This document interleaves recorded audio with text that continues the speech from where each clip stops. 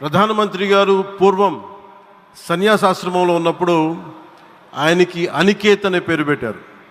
అనికేత్ అంటే అర్థం పరమశివుడు, ఇల్లు లేనివాడని. అలాంటి ఇల్లు లేనివాడు, కుటుంబం లేనివాడు 5 కోట్ల మంది కుటుంబాలకు, 5 కోట్ల మంది ప్రజల కోసం, ఎన్ని కోట్ల కుటుంబాల కోసం మనందరికీ రాజధానిలో ఒక నగరం నిర్మించడానికి, ఇల్లు నిర్మించుకోవడానికి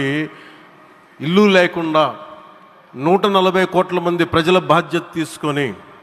కశ్మీర్ నుంచి కన్యాకుమారి వరకు, అక్కడ కామాఖ్య నుంచి ద్వారకా వరకు ప్రపంచమే, మన దేశమే తన కుటుంబంగా చేసుకుంటూ, ఈ భారతదేశమే తన ఇల్లుగా చేసుకొని తిరిగి పునఃప్రారంభానికి విచ్చేసిన గౌరవ ప్రధానమంత్రి శ్రీ నరేంద్ర మోదీ గారికి మనస్ఫూర్తిగా మన అందరి తరపున, ఆంధ్రప్రదేశ్ ప్రజలందరి తరపున, అమరావతి రైతాంగ